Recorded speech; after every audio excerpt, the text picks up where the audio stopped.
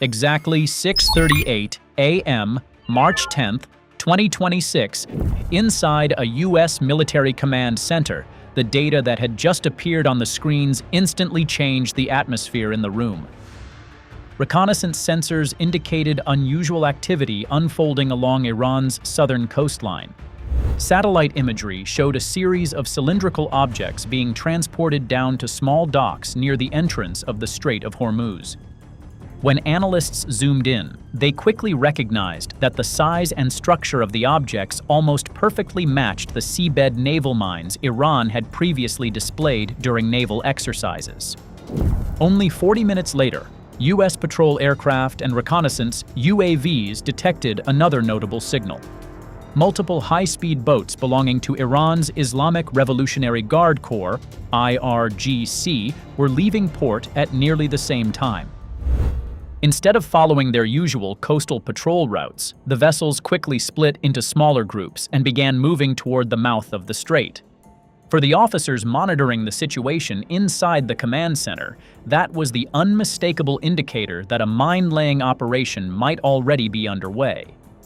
If they waited any longer, those boats could reach the exact drop points in the middle of the oil shipping lanes.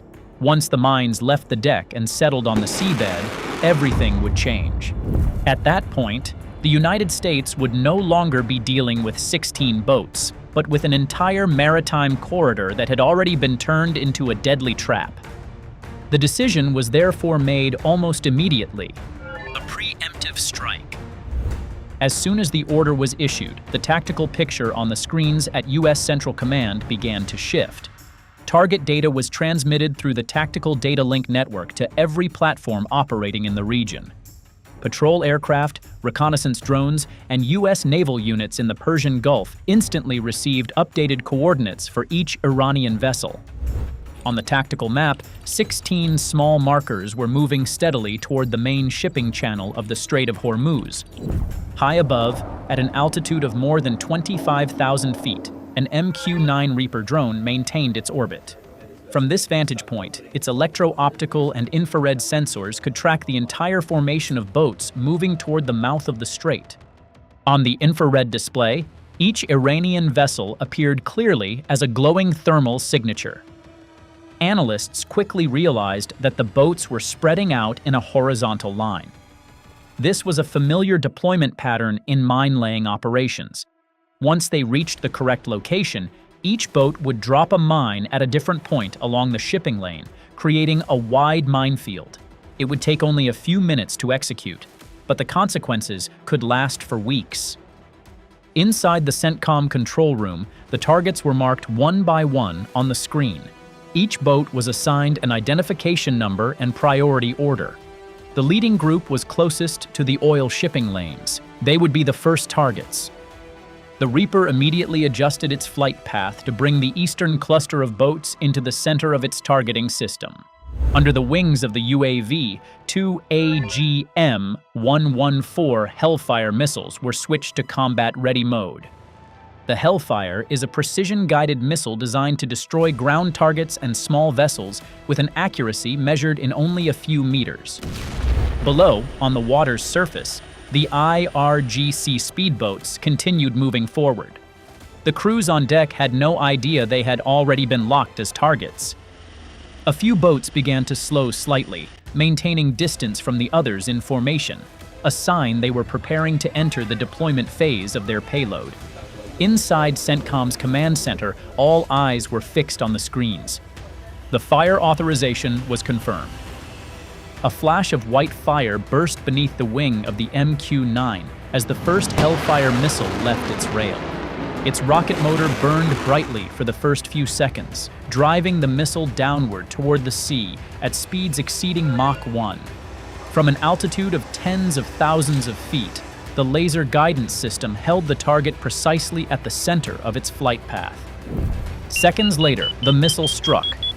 The first explosion tore through the midsection of the lead boat. A pillar of flame shot straight upward from the water, blowing apart the deck and the cylindrical payload stacked on top.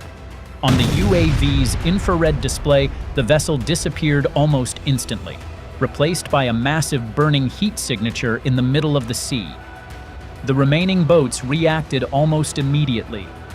Engines roared as their captains attempted to turn away from the impact zone. Some accelerated southward, while others broke formation in an attempt to escape the danger area. But to the eyes of the U.S. Reconnaissance Network, those movements only made target acquisition easier.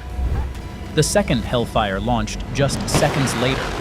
This time, the missile drove directly into a boat that was attempting to accelerate out of formation. The Hellfire's penetrating warhead punched through the hull before detonating. A violent burst of flame erupted, followed by a column of black smoke rising from the water. 2 boats had been destroyed in less than 30 seconds. But the strike was far from over. From the waters of the Persian Gulf, U.S. naval units had also received the target coordinates. The Iranian boats had now entered the engagement range of the entire U.S. force deployed around the Strait of Hormuz. From the south, 2 U.S. Navy FA-18E Super Hornets patrolling over international waters received the target data through the Tactical Data Link network. The aircraft immediately descended and switched to attack mode. On the cockpit displays, the Iranian vessels appeared as bright moving points, scattering chaotically after the first 2 explosions. The lead Super Hornet pilot locked onto a cluster of boats attempting to break formation. At a distance of more than 12 miles, the guidance system of an AGM-65 Maverick began recognizing the thermal image of the boat's hull on the water. Seconds later, the first missile launched. A streak of white flame trailed behind the Maverick as it plunged toward the sea at speeds exceeding Mach 0.9. A column of fire erupted from the water, blasting apart the bow of the vessel along with the entire payload on deck. Metal fragments were thrown dozens of feet into the air before falling back into the sea. For a few brief seconds, the dark waters of Hormuz were illuminated by the intense glow of burning fuel and debris. At that moment, the IRGC boat formation collapsed into complete chaos. Some vessels turned and raced back toward the Iranian coastline. Others accelerated to maximum speed, attempting to escape the engagement zone. Combat officers rapidly reassigned targets. The Reaper continued tracking the western group of boats, while the fighter jets locked onto each remaining vessel. Over the next few minutes, the sky above the Strait of Hormuz repeatedly lit up with new streaks of fire. One speedboat attempting to accelerate away from the area was suddenly struck in the middle of its hull. The explosion tore open the engine compartment, leaving the vessel dead in the water before it slowly sank beneath a column of black smoke. Another boat was hit while turning back toward the coast. The penetrating warhead slammed directly into the central compartment of the vessel, where the cylindrical payloads were secured. 1 second later, the entire boat transformed into a massive fireball. On the infrared display of the MQ-9, targets began disappearing from the thermal map. One small glowing dot after another faded away. 10 minutes after the attack began, most of the Iranian formation no longer existed. A few surviving boats attempted to flee toward the coastline, but they remained within the surveillance range of American UAVs. Their positions continued to be transmitted to the command center. Each time a vessel attempted to escape the area, another weapon was directed toward the target. The pursuit continued for several more minutes, until the final target vanished from the screen. When the last streaks of fire faded from the water, the MQ-9 Reaper still maintained its orbit above the strait. Its sensors continued scanning the entire battle area, searching for any remaining signs of movement. But on the sea below, only smoldering heat signatures remained. Fragments of shattered hulls drifted among widening oil slicks. Black smoke rose from multiple points, marking the positions where the speedboats had been destroyed. Inside the CENTCOM command center, battle damage assessments began to update. Each target was marked again: 1 boat, 2 boats, 5 boats, 10 boats, until the final number appeared on the screen. 16 Iranian mine-laying boats had disappeared from the surface of the sea. The operation to block the Strait of Hormuz had been stopped before it even began. Had those vessels succeeded in deploying their mines along the oil shipping routes, clearing them could have taken weeks. Just a few dozen mines resting on the seabed would be enough for shipping companies and insurance firms to refuse passage through the area, and at that point, the Strait of Hormuz might have effectively been closed. While the United States described the strike as a necessary preventive action, Iran quickly issued a strong response. Iranian state media declared that the U.S. attack represented a dangerous military escalation.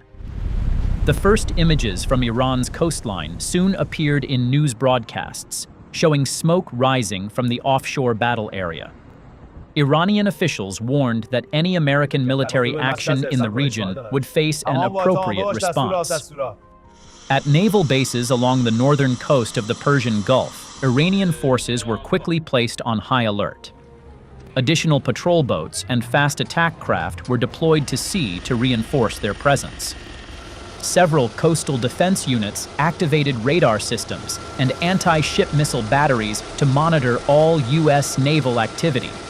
Military tensions in the region rose sharply within hours of the strike.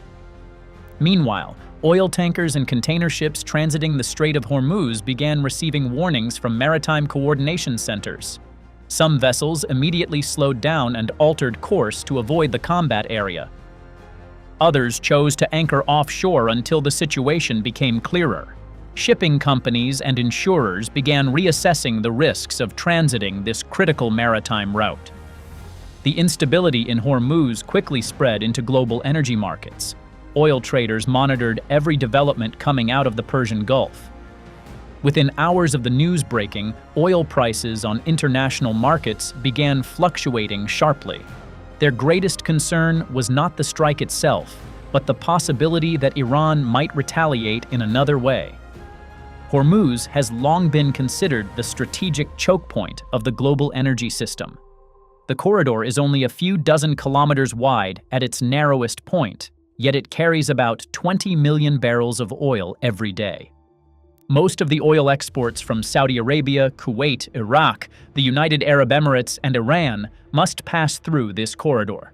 If the route were disrupted, the consequences would ripple across the entire global economy. In emergency meetings across governments and energy companies worldwide, analysts began calculating worst-case scenarios. Some countries considered increasing naval deployments to protect tanker traffic. Others explored alternative routes, such as pipelines or export terminals outside the Persian Gulf. Yet none of those options could fully replace the Strait of Hormuz. From the American perspective, military commanders understood that the strike was only one step in a larger confrontation. UAVs and patrol aircraft continued monitoring the area for hours afterward. The U.S. Navy also increased patrols along the main shipping lanes to ensure that no mines had been deployed before the Iranian vessels were destroyed. For Washington, keeping Hormuz open remains a top strategic priority. In the days that followed, diplomatic and military discussions continued. Many countries called for restraint to prevent a wider conflict in the region. At the same time, international naval forces began increasing their presence in the Persian Gulf. The combination of diplomatic pressure and military power was intended to ensure that the world's most critical maritime corridor remained open. The destruction of 16 Iranian mine-laying boats demonstrated a fundamental reality of modern warfare. Small boats, inexpensive mines, and seemingly simple actions can threaten the entire global trade system. And to prevent those threats, major powers are prepared to act with extraordinary speed. Hormuz remains open. Oil tankers continue to pass through the narrow waters between Iran and Oman. But after this incident, every side understands that the strait can always become the center of the next crisis. Because in Hormuz, it takes only one night and a few dozen naval mines to shake the entire global economy.